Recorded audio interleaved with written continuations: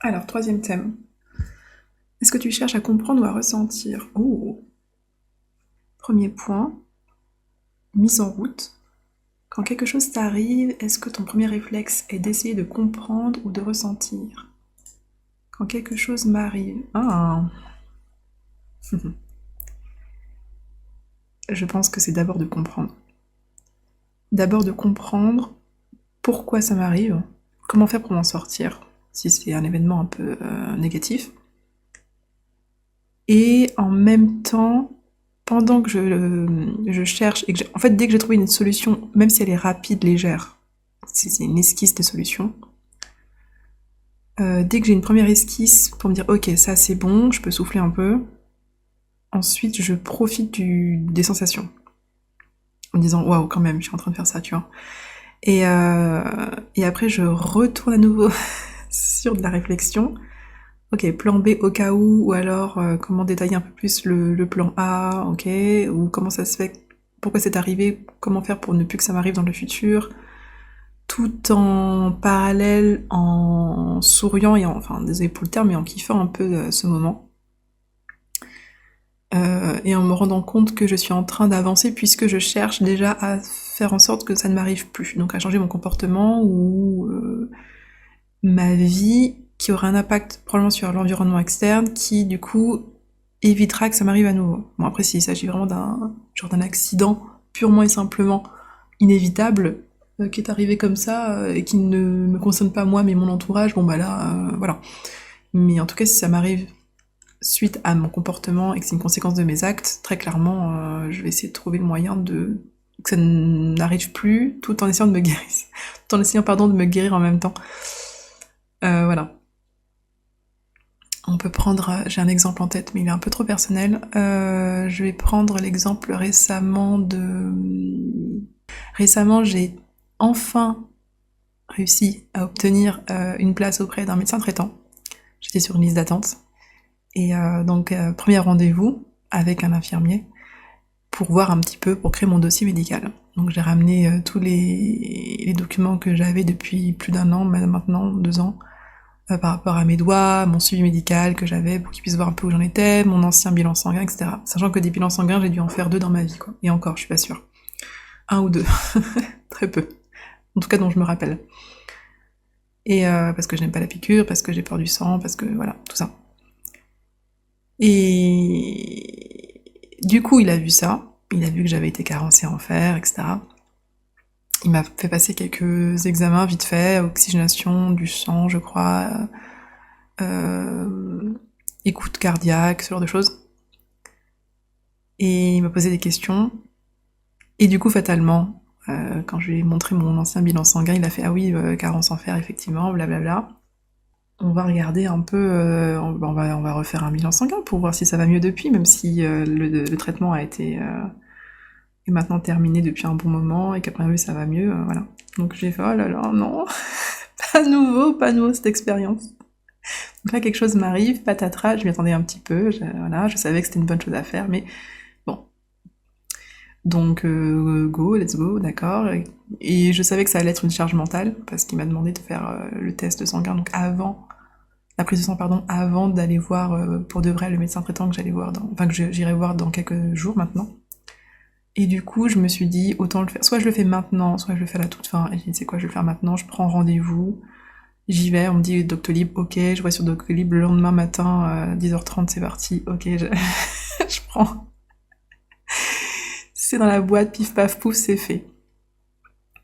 Je me suis un peu précipitée, mais bon.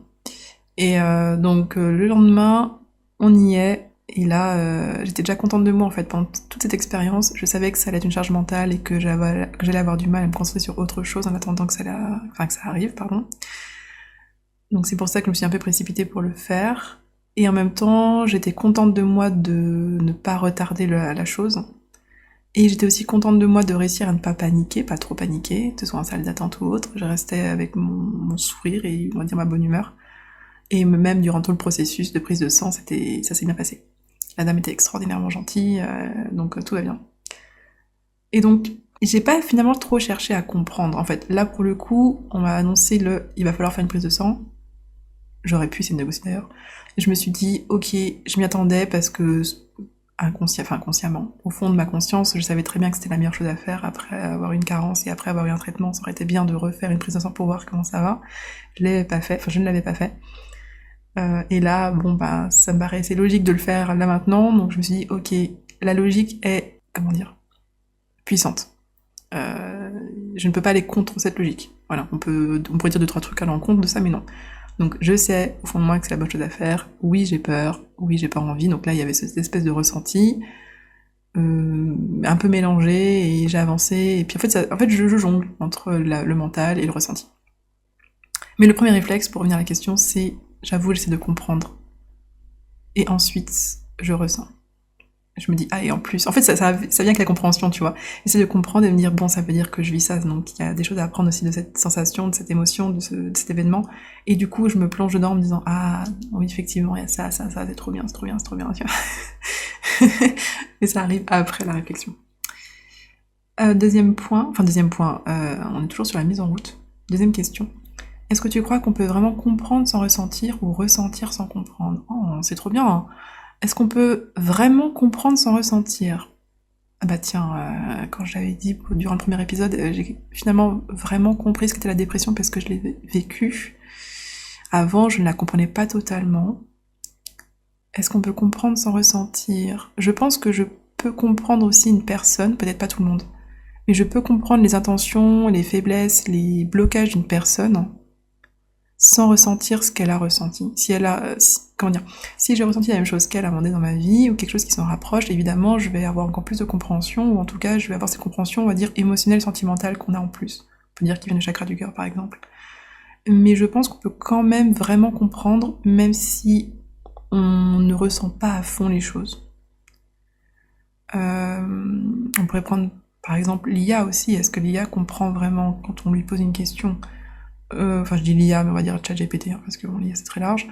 Je pense pas qu'ils comprennent, mais c'est pareil, ça veut dire quoi comprendre?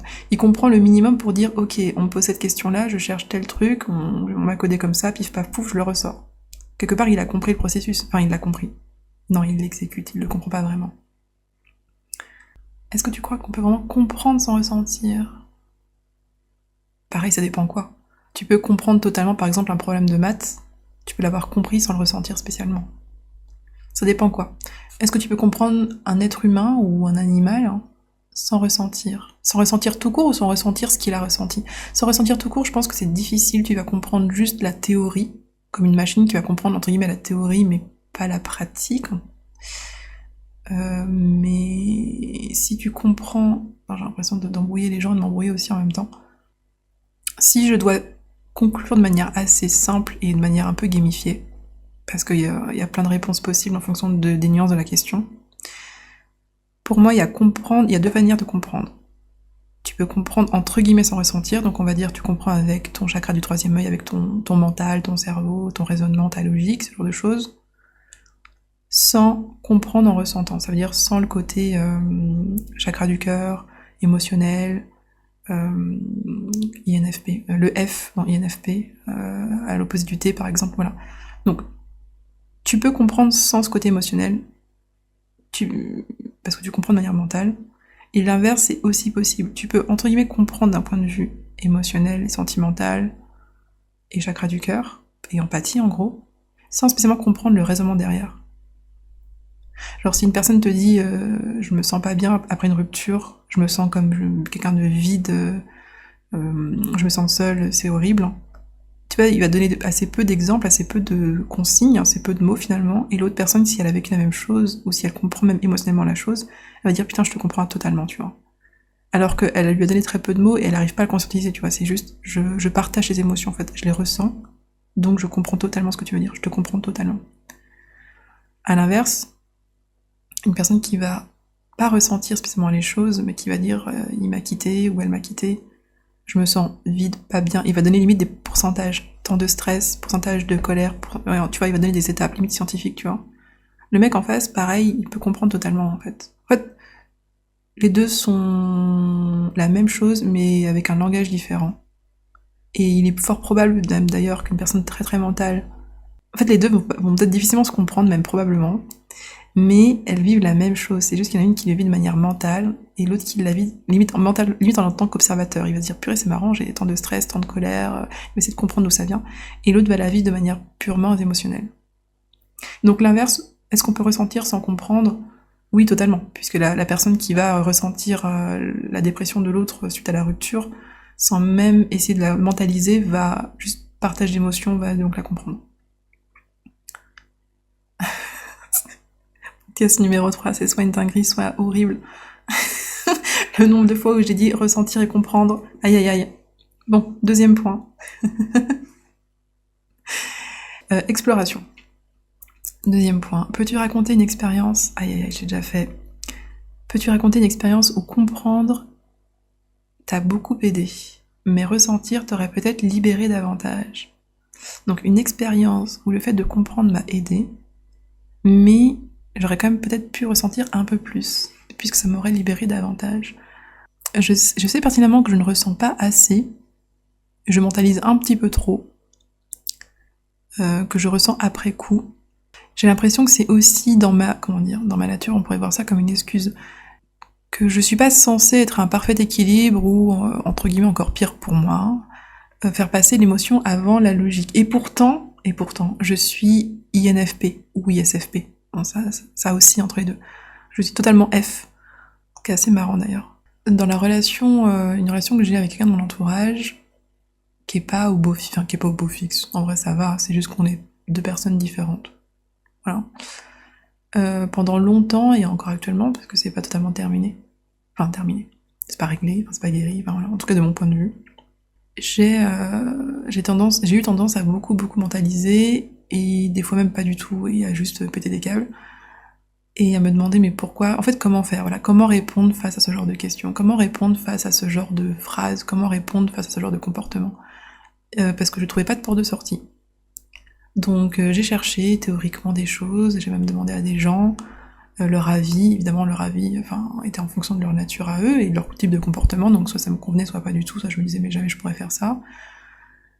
Et j'ai essayé plusieurs choses à différents moments de ma vie. J'ai frôlé à un moment donné un comportement qui m'allait vraiment, que j'essaie de retrouver d'ailleurs aujourd'hui, puis il s'est reperdu.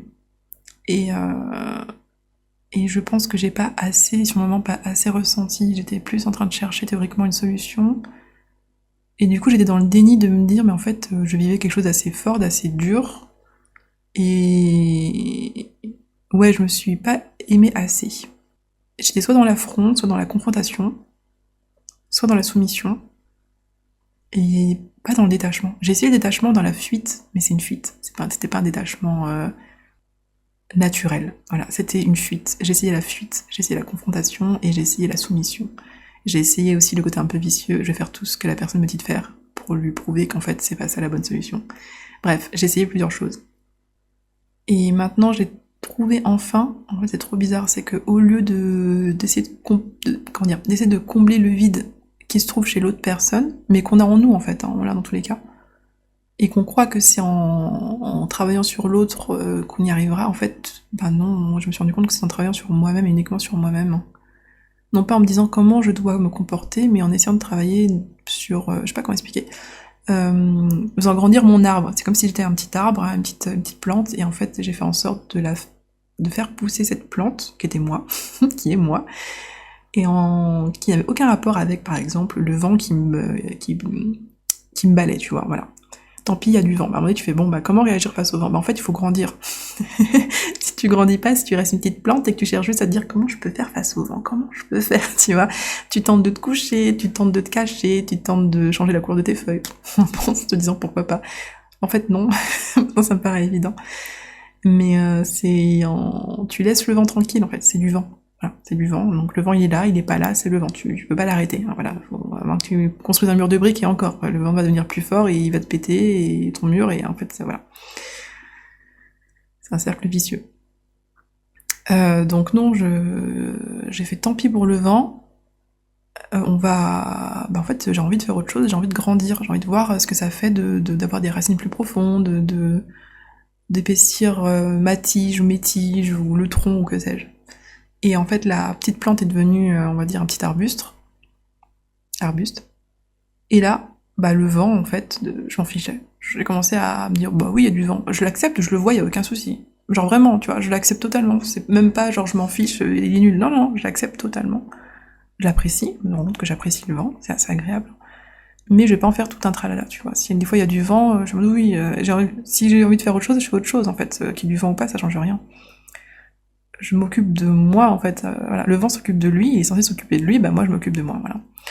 Donc c'est très métaphorique.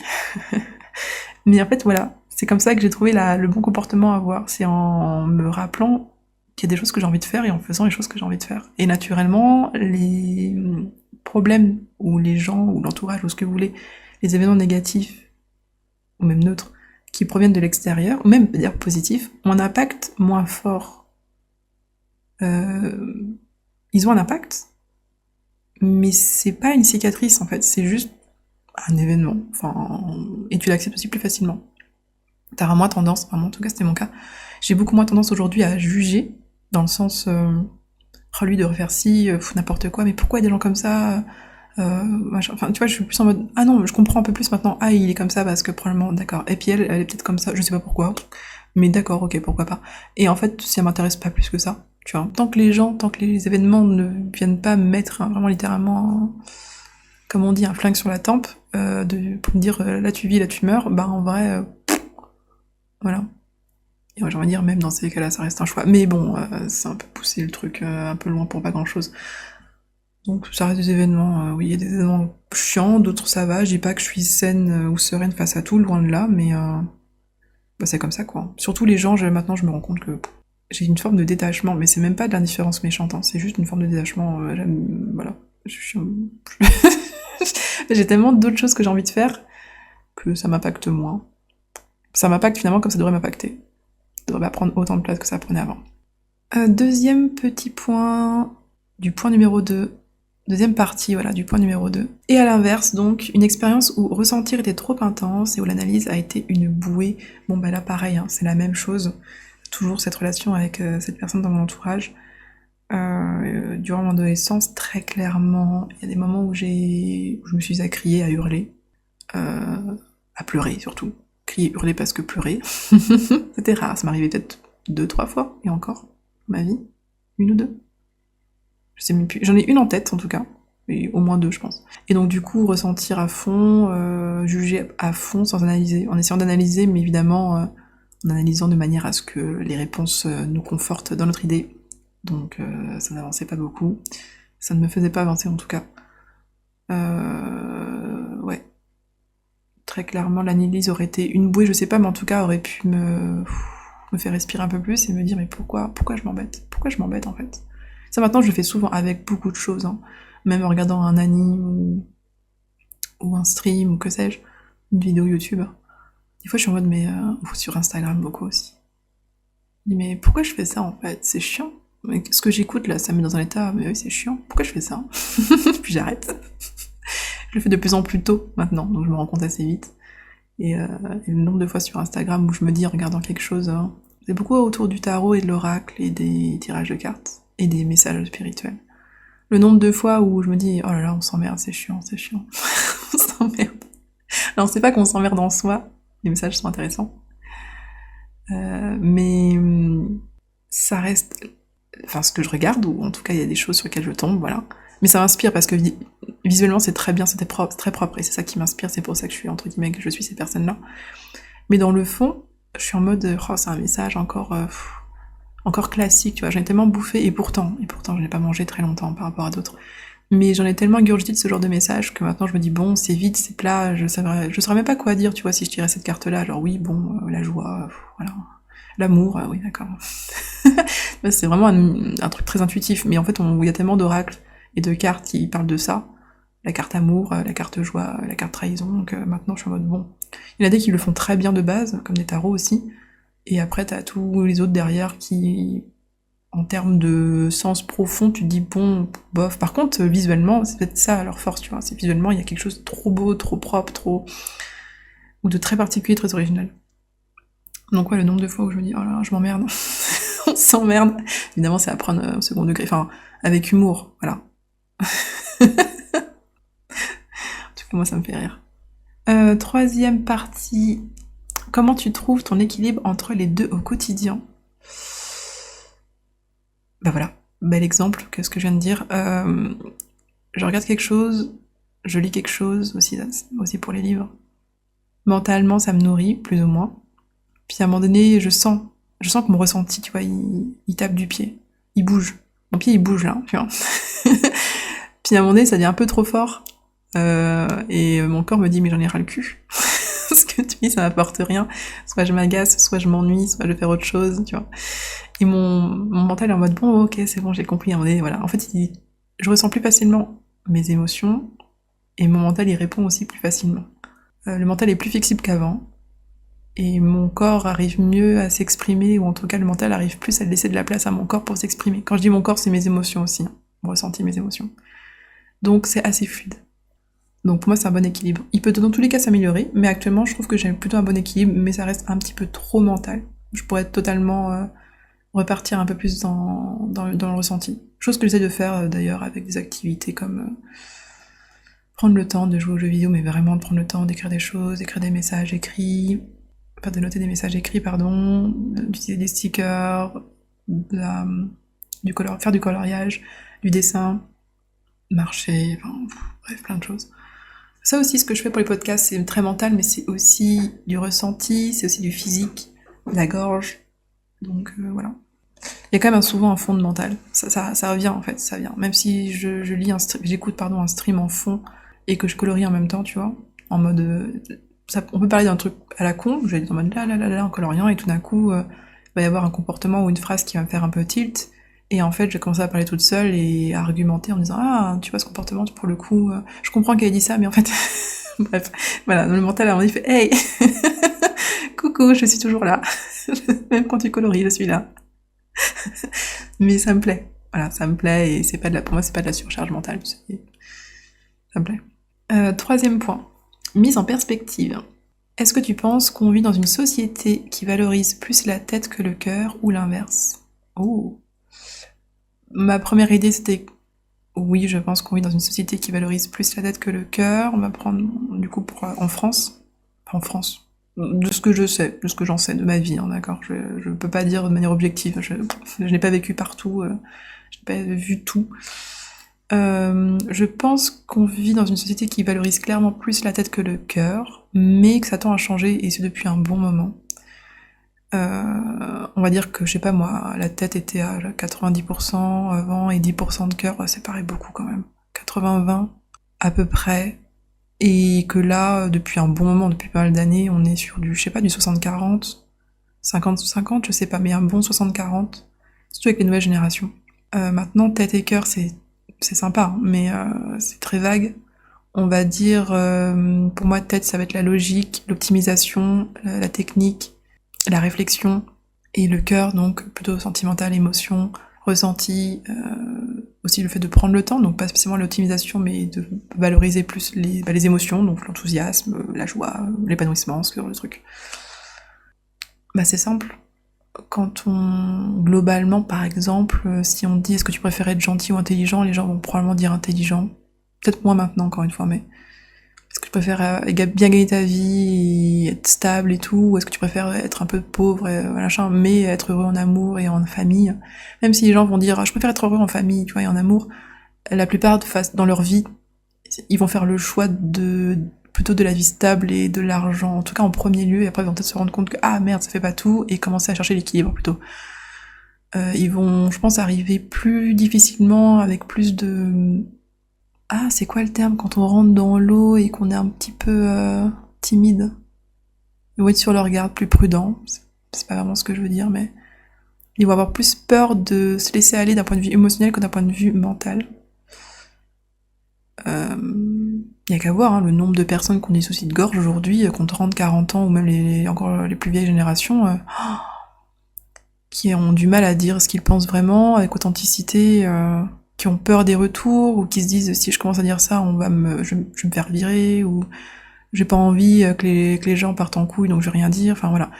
On est quand même sur... Enfin, je veux dire, on n'est pas tous censés des balances, tu vois, et encore les balances s'expriment, je pense, pas si mal.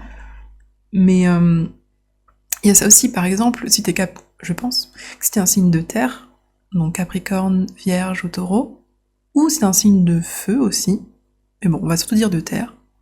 Je pense que tu t'en sors bien dans la vie d'aujourd'hui, enfin, tu t'en sors bien dans notre société actuelle. Tu vois, t'es genre plutôt bosseur globalement, côté un peu matérialiste, tu connais, tu comprends, pas de problème, tu vois. Alors que, donc, on va dire que c'est pas vraiment la tête, mais c'est plus le côté matérialiste, matériel. Enfin, terre à terre, quoi. Pragmatique et tout. Alors que si t'es un signe d'eau, donc scorpion, cancer et poisson, ça va peut-être être un peu plus compliqué. Déjà, les métiers valorisants sont pas spécialement les métiers du cœur. Enfin, valorisants. Qu'on valorise à l'école ou qu'on valorise à l'école ou que les parents vont valoriser en mode c'est bien pour gagner ta vie, tu vois. Enfin, pour te protéger, voilà, c'est ça aussi, c'est pour te protéger pour ta survie, il te faut de l'argent pour comment avoir de l'argent. Ben pendant longtemps ça a été les grosses études, les finances, les chiffres, le développement web aussi, pourquoi pas. Enfin, des trucs de tête. Et le côté cœur, c'était plus bon, c'est sympa, tu vois, c'est trop bien d'être infirmier, médecin, aide à domicile, bénévole, déjà artiste aussi, je trouve que ça aussi un peu entre guillemets le cœur, mais c'est pas ça qui va te faire vivre, tu vois. Ou alors moins que si t'es comptable, directeur RH, directeur d'une grosse boîte. Si tu fais trop d'émotions, tu feras pas assez d'argent. Enfin voilà, en gros c'est ça. Ce que je peux comprendre, surtout par le passé, donc y a aucun problème. Je le comprends. Mais maintenant on se rend compte qu'effectivement c'est pas ça qui épanouit. C'est ça des fois qui peut aussi amener des maladies. Donc avec la richesse c'est cool, mais d'un autre côté tu perds en énergie vitale, que finalement c'est peut-être pas ce que tu voulais au fond de toi, que t'as cru qu'on t'a dit que... bref. Et je dis pas qu'il faut valoriser plus le cœur que le mental, absolument pas. Je pense que déjà c'est un équilibre global, mais que surtout ça dépend des gens. Il y a des gens, je vais jamais leur dire, faut que vous arrêtiez votre travail, tu vois, et que vous mettiez à aimer plus le monde. Il y a des gens, ils sont en mode non, ils sont très bien comme ça. Et il y a des gens, ils sont faits pour faire de l'argent, donc ils sont faits pour négocier, ils sont faits pour imaginer purement des trucs techniques, tu vois. Le truc humain, ça va après pour eux, et c'est très bien aussi. Et inversement, il y a des gens pour qui c'est vraiment l'émotionnel avant et l'humain, enfin l'humain en premier, et ensuite le mental. Et c'est très bien ainsi. Il faut juste pas dénigrer l'autre. Et comprendre que chacun a un truc à apporter. Si tu combines, par exemple, pour une invention, pour un truc à la con, une invention, ouais, n'importe quelle invention en fait, peu importe laquelle, même pas une invention, mais un nouveau produit. Il y a ce côté purement logique, technique, tu vois, on a un budget, c'est carré, c'est propre, c'est précis, on va pas commencer à dire oui, mais c'est pour les gens handicapés, oui, mais c'est pour les personnes en difficulté, on s'en fout. C'est un budget, il faut que ça fonctionne, parce que si ça fonctionne plus, l'entreprise, elle coule, tu vois. Si on coule, on peut plus proposer le produit. Bon, ok. Mais derrière, évidemment, aussi le côté humain. Sinon, ça devient juste un produit où le but, c'est juste de vendre, de faire de l'argent et basta, tu vois. Si t'as le côté humain derrière, qui est à peu près à part égale, pour dire d'accord, c'est bien l'argent, je comprends, c'est ta partie. Moi, par contre, je viens pour... en fait, il y a Jean-Bob derrière, il a testé le produit et il aime pas trop parce que c'est cela. Et effectivement, mentalement, il se trouve aussi que le produit peut poser problème. Le produit, pardon, peut poser problème. Et en fait, il y a des gens qui sont en surpoids, d'autres en sous-poids. Donc, il faut faire attention à ça et à ça parce que du coup, bah, faut bien se sentir dans sa peau. Est-ce que vraiment on a envie d'avoir ce genre de produit chez soi, tu vois? Voilà. Et là, il y a tout le côté émotionnel qui rentre en compte. Et pareil, c'est extraordinaire. Et si les deux se font la guerre parce que je te dis qu'il faut faire ça, non faut faire ça, bon là c'est chiant, mais les deux sont ultra utiles. Autant les extrêmes que les gens qui sont très équilibrés ou que les gens qui sont à 40, 80, 40, 60 ou voilà. Tout est utile. Par contre, je suppose que il n'existe pas de 0-100. Quelqu'un qui soit 100% sentimental et 0 mental et inversement. Alors que si ça existe, soit c'est un vrai problème médical, ok, soit c'est pas bon. Genre, c'est pas bon. Clairement pas bon, en fait. Déjà, un humain qui a 0% d'émotion, c'est médical, hein. C'est un problème médical. Un humain qui a 0% de mental aussi, enfin, on est sur une personne, c'est même plus un animal, c'est quelqu'un d'extrêmement instinctif, de purement instinctif, en fait, et qui agit que par ses émotions, donc probablement très dangereux aussi, hein. Donc, non, clairement, le 0-100, c'est à proscrire.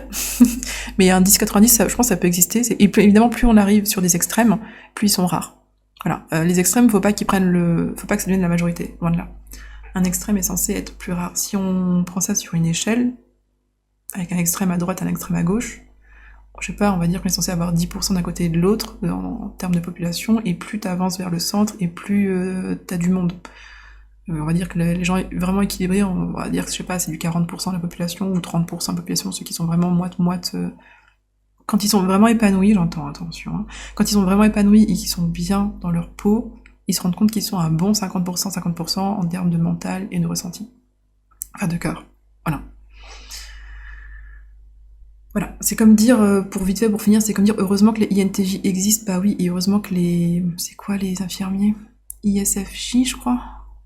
Heureusement que les ISFJ ou les ESFJ existent aussi, bah oui, oui, évidemment. Enfin, il faut vraiment de tout pour faire un monde, quoi, très clairement. Enfin, surtout dans notre monde actuel. Enfin, dans notre monde terrestre. Ok, deuxième partie du point numéro 3. Mise en perspective toujours. Alors, où est-ce que toi tu te situes dans le balancier, dans ce balancier? Haha. J'avais fait l'échelle là en plus là. Bah, moi qui pensais être vraiment empathique et dans le ressenti, c'est pas la première fois que ChatGPT me dit que je suis plutôt mentale. Et en fait je suis mentale, mais c'est un mental bizarre, c'est un mental chakra couronne et troisième œil en même temps surtout. Avec un cœur quand même, mais avec un cœur quand même. Moi je dirais que je me mets plus du côté mental, je me mettrais un 60-40 ou un 70-30 côté mental. Mais j'en suis pas certaine. En vrai, j'en suis vraiment pas certaine. Je mettrais un 30 mental, un 30 cœur, un 30 tête, un 30 cœur, et un 40 YOLO. Un gros à 40 chakra couronne. Un 40, je sais pas pourquoi, mais je le ressens comme ça, tu vois. C'est ni de la compréhension purement logique, genre 1 plus 1 égale 2, c'est ni de la compréhension purement émotionnelle. Je comprends ce que tu vis parce que moi aussi j'ai eu des difficultés par le passé et que ça m'a fait du mal et que du coup non. C'est vraiment une compréhension, ça me semble logique, d'un point de vue émotionnel et mathématique, on va dire. Ça me semble évident et les gens ne savent pas d'où ça vient, tu vois. C'est ce genre de choses que j'ai. Voilà. Et quand j'essaie d'expliquer d'où ça vient, bah il y a beaucoup d'expériences personnelles et tout, mais j'ai lu, et souvent je disais, mais c'est parce que j'ai lu beaucoup de bouquins de développement personnel aussi, à un moment donné dans ma vie, un peu de psychologie, de philosophie, que j'aime bien ça. Mais en fait, c'est pas une raison suffisante à un moment donné, Megan, faut que tu assumes. Genre, t'as lu des trucs, c'est vrai, mais déjà pas assez, et t'as pas fait d'études là-dedans pour oser dire que c'est grâce à ça, uniquement grâce à ça. Je pense qu'il y a des choses qui me paraissent maintenant évidentes, c'est une sorte de grosse tambouille, en fait. J'ai absorbé plein de trucs, plein d'expériences, et plein de choses, mais moins que beaucoup, malgré tout. Mais j'ai absorbé des trucs. Ça fait une sorte de tambouille et ça ressort sous forme d'évidence. Voilà, pour moi, mais c'est d'évidence de ma vie, dans ma vie. Et je ne saurais pas comment l'expliquer. Moi, j'ai envie de dire quelque part, c'est le scorpion avec l'alchimiste, moi. Mais ouais, je pense que c'est ça. C'est que tu balances, je sais pas, une expérience mentale et puis un ressenti du cœur et tu dis bon avec ça, d'un côté tu dis de droite, gauche, tu vois. Voilà, on va dire un truc. Encore une fois, je reparle de politique, mais quelque part c'est très simple du coup avec ça. Ça a une tambouille, il y a une tambouille, et au final je ressors quoi? Je me dis bah en fait les deux sont super intéressants et en même temps pas du tout. Et en même temps pourquoi vous arrêtez à ça alors que finalement on devrait penser à l'avenir avec de l'humanité totale, tu vois, genre. Et en fait très loin, en fait il y aurait même plus droit aux couches, on s'en fout, c'est quoi? C'est juste des noms finalement.